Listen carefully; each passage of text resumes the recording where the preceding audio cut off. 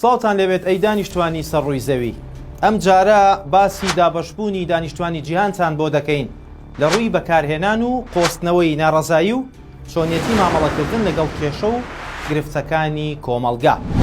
بەپێی توێژینەوە و ڕاپرسیەکانی زانکۆ بەناوبانگەکان، دانیشتوانی جیهان دابەش بوون بەسەر سێ چیندا.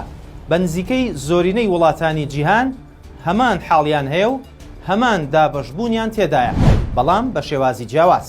لەگەڵمان بن بزانن لە کوردستان کام لەو چینانە هەیە و چۆن سیر دەکرێت و تۆش لە کام یەکێک لەو چینانەیت. توێژینەوەکان چینەکانیان دابەش کردووە بەسەر چینی سەرەوە، مامناوەند و خوارەوەدا، کە هەندێک کات بە چینی یەکەم و دووهەم و چینی سێهەم ناویان دەبرێت.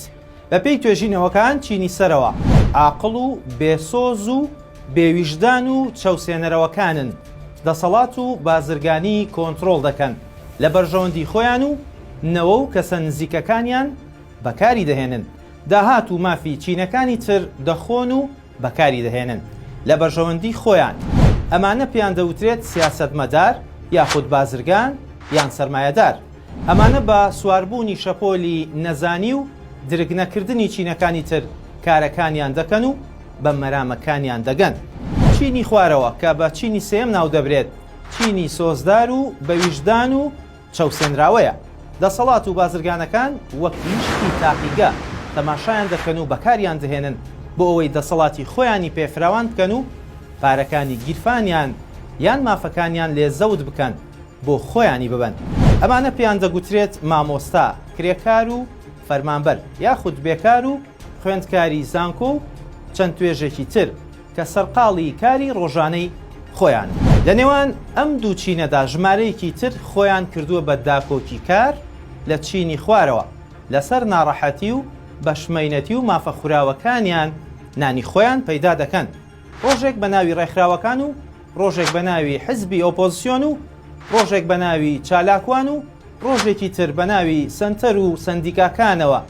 هەر چۆنێک بێت ئاستی ژیانی خۆیان بەرز کردووەتەوە بۆ ئاستێکی باشتر لە چینی خوارەوە و داهاتی تا ڕادەیەک باشیان بۆ خۆیان و ماڵ و منداڵیان سۆگەر کردووە. زۆر کات بۆ بەردەوامیدان بەمانەوەی چینی خوارەوە ئەم چینە پارە و بەرژەوەندی لە چینی یەکەم و سەرەوە وەردەگرێت.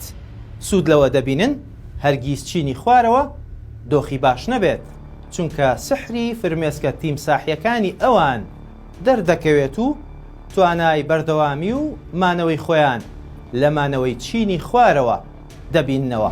ئەم دابەشبوونا لە کۆمەڵگایەک بۆ کۆمەڵگایەکی تر دەگۆڕێت.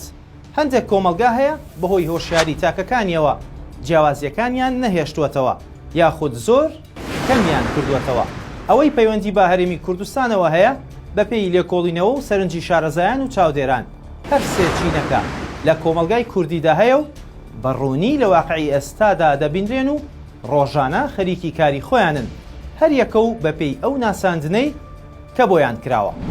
سەرمایەدار و سیاسیەکان هەمیشە دەوڵەمەند دەبن و ئەو کەسانەشی خەڵک دەگەوجێنن لەسەر بەشمەینەتی و مافەخوراوەکانی چینی هەژاران ژیانی خۆیان باشتر دەکەن و دەگەنە ناو حیزبەکان و پەرلەمان و ڕێکخراوەکان یاخود سەندیکا و کۆمەڵەکان. وەک چالاکوان ئەم دۆخە بەکار دەهێن و ئارەزووی ئەوە ناکەن ئەم دۆخە بۆ باشتر بگۆڕدرێت، چونکە بەم شێوازە هەمیشە ئەوانەی خوارەوە بەکارهێنراون و ئاستی هۆشیاری و زانینیان ئەوەندە نییە بتوانن درک بەو یاریە بکەن و دووچینەکەی تریش بەردەوام دەبن لە یاریەکەی خۆیان و دەست بە سەرداگرتنی کۆمەڵگا. تۆ کە ئێستا سەیری ئەم راپۆرتت کرد، خۆت بڕیار بدە کام لەو چینانەیت کە باسکران.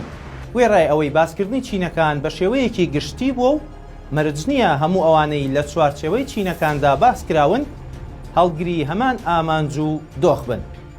فاتان لەگەڵ.